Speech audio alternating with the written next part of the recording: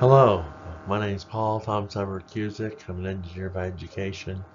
Do research in almost every area universities teach in. My most fond papers are in astrotheology, which is mathematical physics, and I call it short AT Math.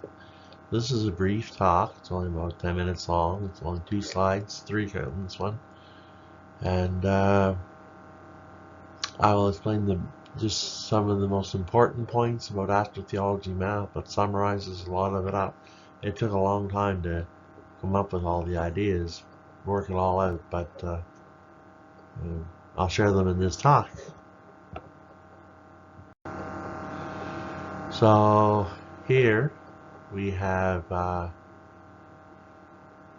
two vectors. We have the energy vector, the time vector. Let's see if I get this pen right.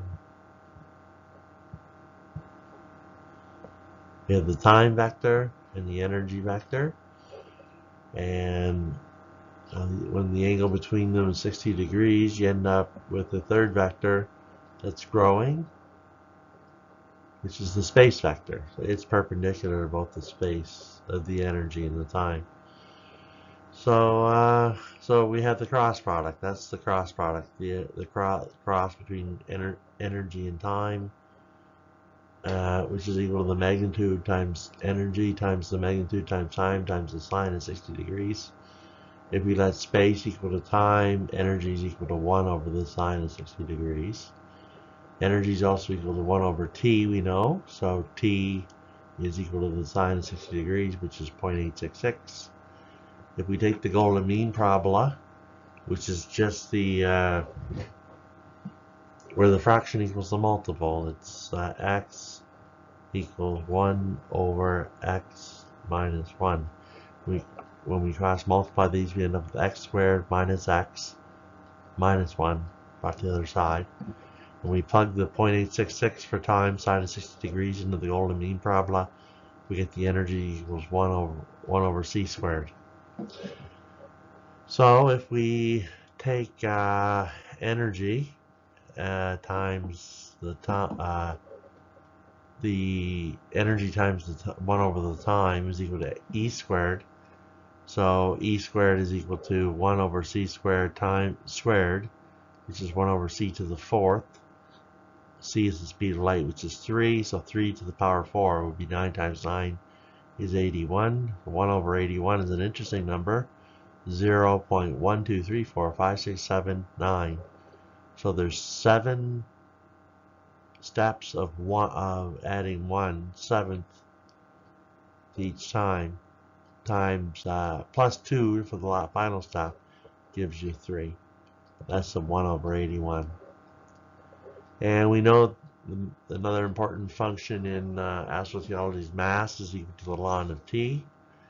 So if we take the derivative of the mass is dm by dt, which has a value of 2, it's up here, value of 2, equals the derivative of ln t. The ln t is, derivative of ln t is 1 over t.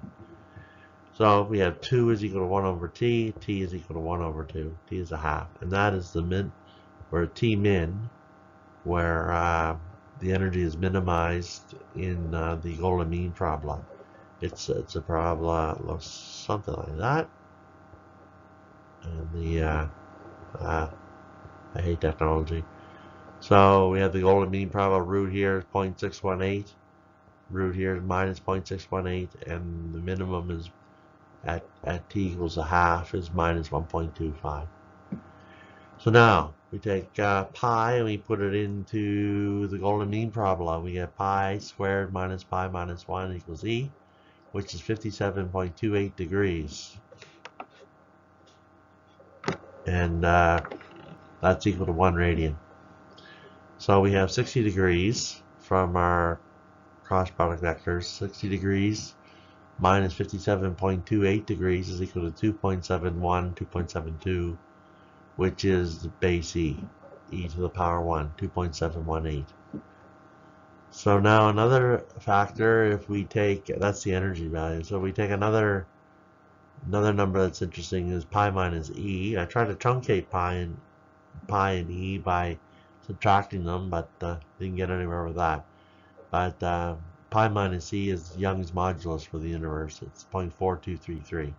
It's just 3.14159 minus 2.7182828. It's equal to 0.4233. So we know pi is equal to t because when we have the Lon function for mass, this point right here is 1 and it truncates at pi. And there's 7 cycles of this, so they're built up on each other. So 7 pi is actually equal to 22, which is the binomial. You have a binomial distribution, looks like that.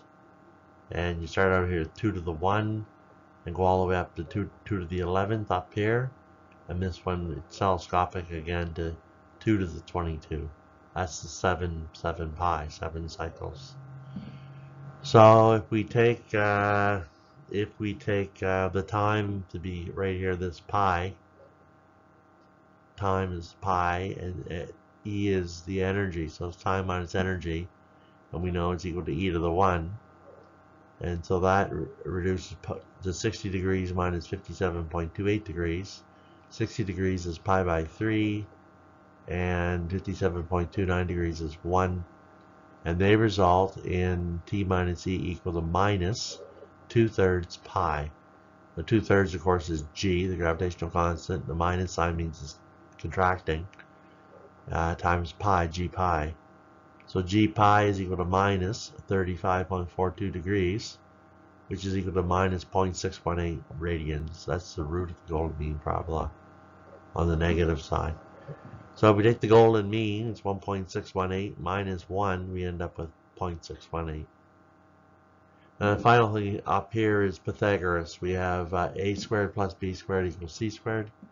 So if we take this triangle here, it is root 3 squared is 3, plus 1 squared is 1, so 3 plus 1 is 4, so the square root of 4 is 2, so c squared, c is equal to 2. That's that triangle, that's Pythagoras. So we've got the cross product, the golden mean parabola, we've got the mass is equal to the ln of t, and for numbers we've got 1 radian, we got 60 degrees, we got root 3, we got dm by dt equal to 2, we have energy, time, space, and mass, and we have we have dm by dt, I suppose. So, and we got pi, and we got base e. So we got a lot of information on that one slide, which is why this is a short talk. So then we have this final slide. The total energy is equal to the energy plus the time. So time is 1 and energy is 1. 1 plus 1 is 2. Is equal to e squared is equal, that's e squared. T is 1 over e. So it ends up being e squared equals 2 and e equals the square root of 2. So that's this is the sine and the cosine function. There's your sine function, and there's your cosine function, and where they meet, when you add them together, it goes up like that, and you get, this goes up to root 2. And this is one's sine and one's cosine. There you go, sine and cosine. And sine is the force, which is ma, and cosine is the momentum, which is mv. So a and v are equal, and v is the derivative, a is the derivative of v. Acceleration is the derivative of velocity. Velocity is the derivative of position, s. So sine of 45 is 1 over root 2. Mass is 4. Anyway, if we use sine and cosine, the derivative of sine is cos. So y equals y prime. The sine is equal to cos. We use Euler's identity here. Sine of 45 squared plus the cosine squared equals 1 squared. Sine of 45, 1 over root 2 squared is a half. So a half plus a half is 1. So that's true. That's a little blurb on astrotheology, and you can learn a lot about physics just by studying these 2 slides. So I hope you've enjoyed the talk, and I hope this works. This is my 5th time going through this. I can't get the sound to always work. Anyway, I'm terrible with technology, which is why I don't give live talks.